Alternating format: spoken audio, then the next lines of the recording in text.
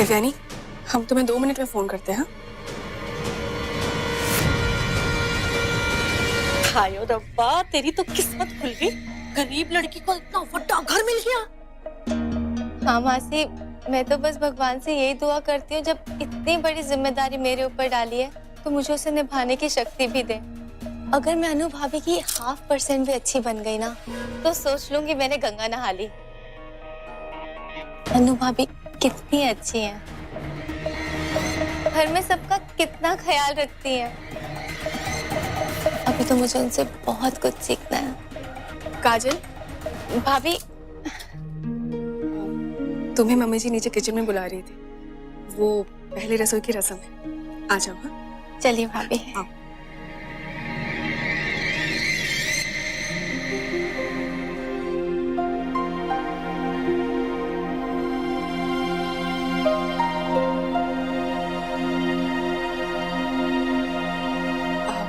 हाँ Devyani, I am sorry, कुछ काम था। तुम ठीक तो हो ना? अब नहीं, वो कुछ नहीं, अलका दीदी से बात कर रहे थे। हम बहुत खुश है कि वो अपने घर वापस चली गई, लेकिन जब से अलका दीदी अपने घर गई है ना, हमें यहाँ बहुत अकेला फील हो रहा है। देखो देवयानी, कई बार हमें पता नहीं होता जो हुआ है वो क्यों हुआ है, लेकिन भगवान को पता होता है कि जो कुछ भी हुआ था उसमें कहीं ना कहीं हमारी भलाई छुपी हुई थी। ठीक है, तुम अपना ख्याल रखो। ठीक है, तुम भी अपना ध्यान रखना। ठीक है, बाय।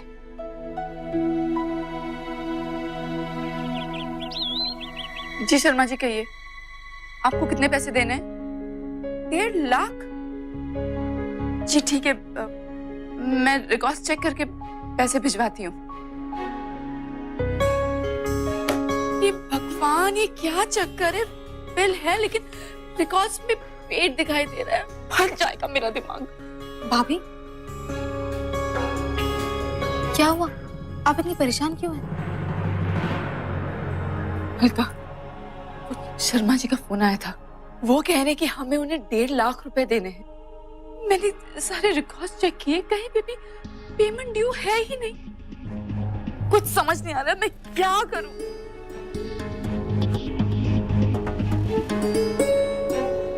भाभी, आपको वो एंट्री नहीं मिलेगी, क्योंकि ऐसी कोई एंट्री है ही नहीं। शर्मा को तो आदत है लूटने की, पहले भी ऐसे कई बार फालतू बिल्स बना के भेज चुका है। आपको पैसे देने की कोई जरूरत नहीं। अब क्या कह रहे हो रोहन? मुझे ना बहुत सारे फोन कॉल्स आ रहे हैं कि हमें उन्हें पैसे देने हैं। मुझे अकाउंट्स समझ नहीं आ रहा, प्लीज हेल्प करो ना मेरी। सॉरी भाभी, मुझे ऑफिस के लिए निकलना है, मुझे जाना होगा। रोहन जी, रोहन जी, प्लीज थोड़ी देर रुक जाइए। ये भी तो घर का ही काम है ना। काची, पर मुझे ऑफिस जाने के। प्लीज रोहन जी, थोड़ी देर। ठीक है भाभी, लाइए मैं रिकॉर्ड्स देखता हूँ।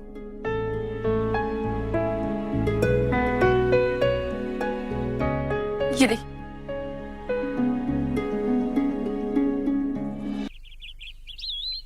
₹4,75,000 चौधरी ग्रेन स्टोर।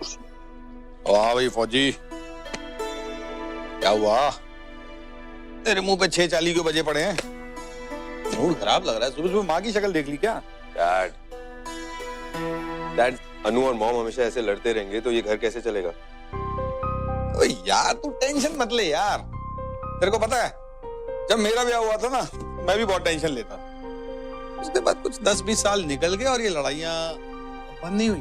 बंद पता है क्या हुआ? मेरा टेंशन लेना। और तू भी टेंशन लेनी बंद कर देगा यार। डैड, यार मैं सीरियस हूँ। आज भी अनु मुझसे कह रही थी कि उसे लगता है कि मॉम ने ये सब किया है। और फौजी, पता तो मेरे को भी यही है, क्योंकि उस दिन मिंटी अलमारी से बड़े सारे पैसे निकाल रही थी। जब मैंने पूछा तो कहने लगी कि बच्चों पे वारने के लिए निकाल रही हूँ, और बाद में कुछ और कह रही। हाँ, मैंने उसको फोन पे बात करते हुए सुना था, किसी को शहर से भाग जाने के लिए कह रही। अब मैंने पूछा तो किसी मामा जी का जिक्र किया उसने। डाउट तो मुझे भी हो रहा है। क्या डाउट डैड? आप और अनु ना सेम ही कैटेगरी के। अगर हम मॉम को दोषी होने की नजर से ही देखेंगे तो वो दोषी की नजर आएंगी ना। हो सकता है कि अनु को गलतफहमी हुई हो। बिल्कुल हो सकता है, लेकिन अपने मिंटेश पुरी के पुराने रिकॉर्ड को देखते हुए ऐसी गलतफहमी होने का इत्तेफाक जरा कम है। पापा जी, काजल अपनी पहली रसोई बना रही थी तो मम्मी जी आप दोनों को बाहर बुला रही हैं। हाँ बेटे, क्यों नहीं। हाँ भाई फौजी, रोटी खाते हैं। अच्छा बनने का भी कितना नुकसान होता है। सबके लिए हलवा बनाना पड़ेगा। काजल, जी मम्मी जी। क्या बात है बेटा, क्या कह रही है? नहीं मम्मी जी, मैं तो बस खुश हो रही थी कि मुझे इस रस्म के दौरान सबके लिए हलवा बनाने का मौका मिल रहा है। चल, मैं तेरे को ना सामान निकाल के देती हूँ। सूजी यहाँ पड़ी है। मम्मी जी, मेरे होते हुए आप काम कैसे कर सकती हैं? मुझे बताइए, मैं निकाल देती हूँ। वो ऊपर से सामान उतार ले। हाँ, स्टूल खींच लेना, इसके ऊपर चढ़ के उतार। जी मम्मी जी। मैं तब तक थोड़ी सब्जी बना लेती हूँ।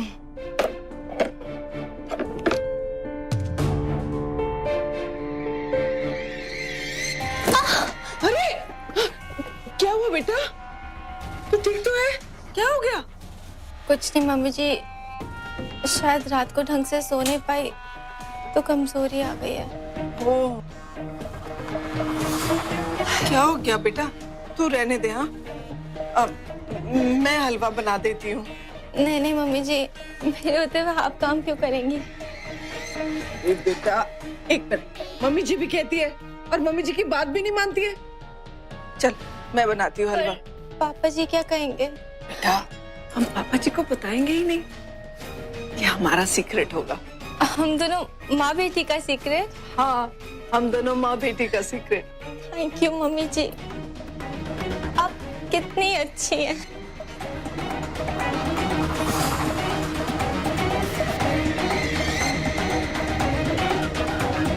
तो फटाफट हलवा बनाती हूँ, नहीं तो कोई आ जाएगा। मैं सामान उतारती हूँ।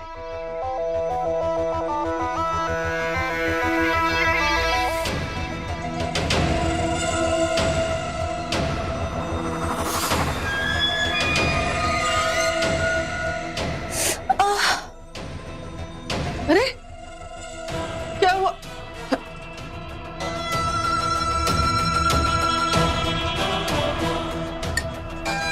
ये पी ले। हाँ,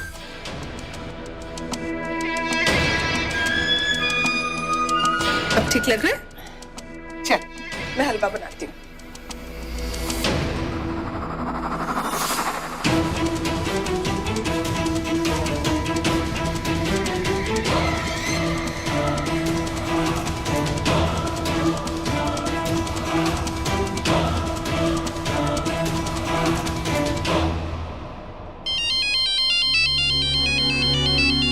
हाल है तेरी माँ का ही है। जा देख ले किसका। हेलो मैडम जी, मैं जग्गू बोल रहा हूँ। मैं जानता हूँ कि आपने मुझे फुल और फाइनल पेमेंट दे दी है। ये जानते हुए कि आपको मेरी कितनी जरूरत है, मेरे मन में कुछ ज्यादा पेमेंट का लालच बढ़ गया है। और आप जानते हो कि एक बार पेमेंट का लालच बढ़ जाता है तो इतनी आसानी से उतरता है। इसलिए मैं चाहता हूँ कि आप मुझे और एक पेमेंट दे दें, 10,000 रुपए। और मैं वादा करता हूँ कि दोबारा आपको कभी फोन नहीं करूंगा। ये शहर छोड़कर चला जाऊंगा। आपको कब और कहाँ आना है ये आप अच्छी तरह से जानते हो। गंगानगर मार्केट रोड, 12:30 बजे। बाय मैडम जी।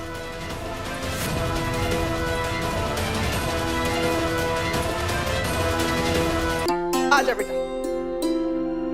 लो भाई, छोटी बहू बना के ले आई हलवा। ले रहा।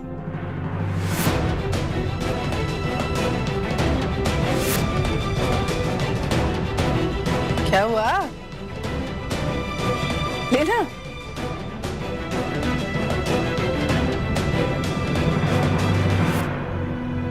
बाकी सबको भी दे दे।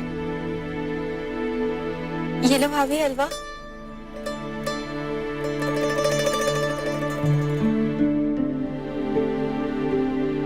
ये तो एकदम मम्मी जी के हाथ का बना हुआ लग रहा है।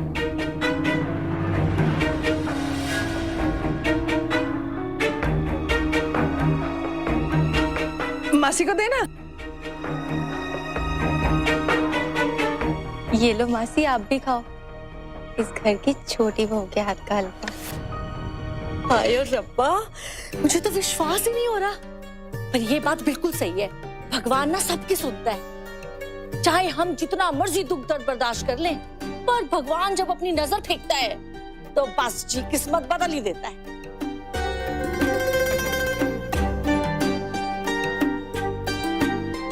तो बड़ा ही स्वाद बनाया तूने, है? पापा जी, बेटे मुश्क कितनी बढ़िया ऑन रही है और तूने सबसे बाद में मेरे को देना था, सबसे पहले मेरे को देना चाहिए था।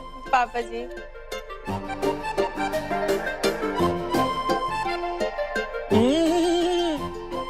बेटे तो वाकई बहुत बढ़िया बना है। जी पापा जी। बिल्कुल ऐसा लग रहा है जैसे तेरी मम्मी ने बनाया है।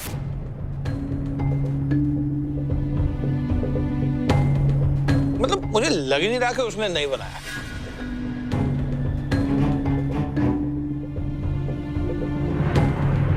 आपको तो बस ऐਵੇਂ ही लगता है। वो क्या है ना, ये किस्मत कनेक्शन है। बिल्कुल मेरे जैसा हलवा बनाती है, नेचर में बिल्कुल मेरे जैसा भोला वाला। नहीं तो आजकल की लड़कियां जब देखो लूर लूर फिरती रहती हैं, लड़के घुमाने से ही फुर्सत नहीं होती उन्हें। अब काजल, उधर थोड़ा सा ना हलवा संभाल के रख लेना। अभी सब मुंह दिखाई के लिए आएंगी ना मोहल्ले वाली औरतें, तो उन्हें भी तो चखाऊं कि मेरी छोटी बहू के हाथ का हलवा कितना स्वाद है। तुझे तैयार हो जा। जी मम्मी जी।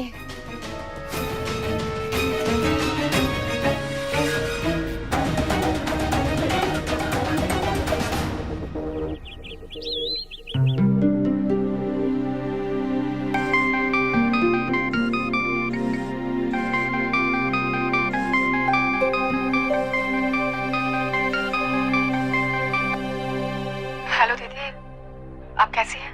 हम ठीक है अनु, तुम कैसी हो? वो दीदी, हमारी थोड़ी देर पहले देवयानी से बात हुई थी। उसने छुपाने की तो बहुत कोशिश की, पर हमें पता है वो कितनी दुखी थी। क्या दीदी आप थोड़ी देर उससे मिलने के लिए जा सकती हैं? हम चले जाते, पर हमारे यहाँ काजल की मुंह दिखाई की रस्म है, कुछ मेहमान आने वाले हैं। हाँ हाँ अनु, हम वैसे भी वहाँ आने की सोच ही रहे थे। अच्छा वो तुमने फोन कर दिया। अच्छा सुनो, अभी हम फोन रखते हैं, भाभी को जाके भी इन्फॉर्म कर देते हैं कि हम वहाँ आ रहे हैं, और टाइम मिलेगा तो दिव्यानी के साथ साथ तुमसे भी मिल लेंगे। ठीक है, बाय।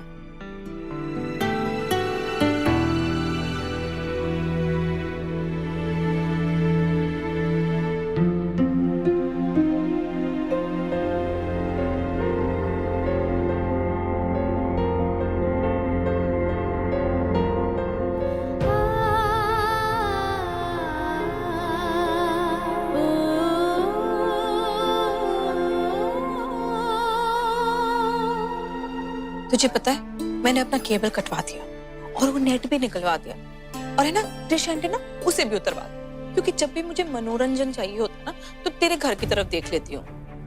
कोई तो डिडिश डिडिश डिडिश वाली कहानी मिल ही जाती है। बहुत ना बोल, पर स्वाद लेने की जरूरत नहीं है। नहीं तो ना घर की तरफ देखने की भी फीस लगा दूंगी मैं। जब देखो टैं करती रहती है। ले तो महीना लगा ले, पर ये जो तू कांड करती है ना वो करना ना छोड़ना। यानी कि शादी में तो तूने धमाका ही कर दिया, और फिर उसके बाद उसके 4 लेवल ऊपर चली गई। उसी मंडप में तूने नील की शादी किसी और लड़की से करवा दी, और वो ऐसी लड़की जिसका कोई अता पता ही नहीं है। अता पता क्यों नहीं है? तेरी सहेली की बेटी है, अच्छे घर की है, भोली भाली सी प्यारी सी है, जो दिल में है ना वही जुबान पे है। दिव्यानी की तरह चंट चलाक ड्रामेबाज नहीं। दिव्यानी भी कोई बहू है? बहू के नाम पे जुर्माना है, शुक्र करो वो जुर्माना मुझे नहीं मिला। मुझे तो बस काजल जैसी बहू चाहिए थी। और उसे अपनी झोली में पाके मेरी तो लॉटरी लग गई। Thank you Mata Rani, thank you so much. 12:30 बजने वाले। आपको कब और कहाँ आना है ये आप अच्छी तरह से जानते हो। गंगानगर मार्केट रोड 12:30 बजे। जाऊं या नहीं? अगर गया तो मॉम को कहीं ये तो नहीं लगेगा कि डैड और अनु की तरह मैं भी उन पे शक कर रहा हूं?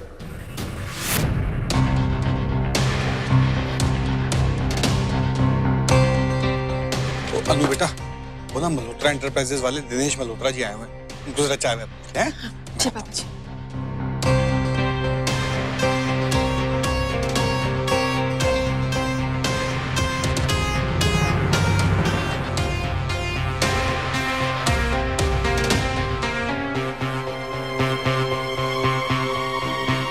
रजत, रजत सुनिए।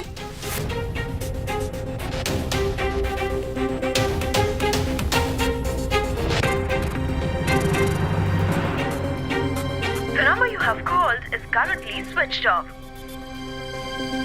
The number you have called is currently यहाँ switched off. फोन खेल रही है। क्या काम पड़ा है अनु? जा जाके काजल को लेकर आ। भाई तेरी देवरानी की मुंह दिखाई है। शुक्र है कम से कम एक बहू तो है जिसको घर में बड़ों की परवाह है। तेरा लाख लाख शुक्र है माता रानी। जा जी। भगवान झूठ ना बुलाए। इतनी सुंदर लग रही है तू, इतनी खूबसूरत, और क्या रंग चढ़ा है तेरे चेहरे पे। जो भी कोई देखेगा बस देखता ही रह जाएगा। मासी आप भी ना। और ये जरूरत से ज्यादा तारीफ करना मेरा स्टाइल है, तो मेरे तक ही रहने दीजिए। मैं सच कह रही हूँ, तू बड़ी सुंदर लग रही है। वैसे वो तो मुझे पता है। अगर इस हाल में ना तेरे को नील देख ले, हाय मैं सच कहती हूँ, उसने तो टल्ली शल्ली हो जाना है। उसे टल्ली करने का एक बहुत आसान तरीका है। वो माँ का श्रवण पुत्र वही करेगा जो उसकी माँ कहेगी। अगर उसकी माँ कहेगी कि काजल बहुत अच्छी लड़की है, रो पिट कर उसको मुझे एक्सेप्ट करना ही पड़ेगा। खतरा है तो उस कानपुर वाली से। दिखती छोटी सी है पर उसकी नजरें बहुत दूर तक जाती है। बिल्कुल सही कह रही है। मैंने जब जब उसकी शक्ल में देखा है, वो हर वक्त अपनी नजरें इधर और उधर घुमाती रहती है ताकि उसे छोटी छोटी बातों का पता चलता रहे। तुझे नहीं लगता ऐसे लोगों को शरीफ लोगों से बच के रहना चाहिए? और मासी, मुझे लगा था कि आज उसको मेरे पर शक हो गया कि हलवा मैंने नहीं मम्मी जी ने बनाया। बड़ी शक की नजरों से देख रही थी मुझे। इसका तो पक्का कुछ करना पड़ेगा। बिल्कुल सही कह रही है। रुक,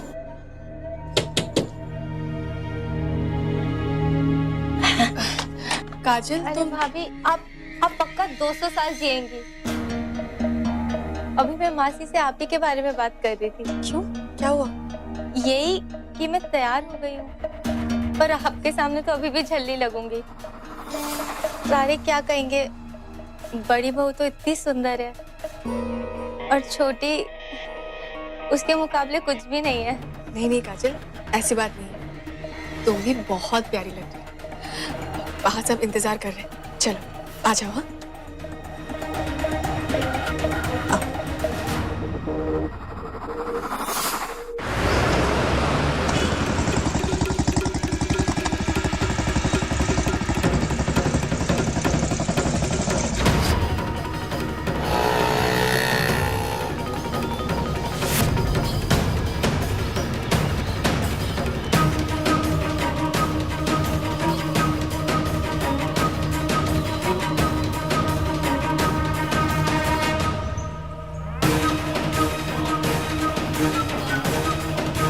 सारे लोगों में कैसे पहचानूंगा उसे?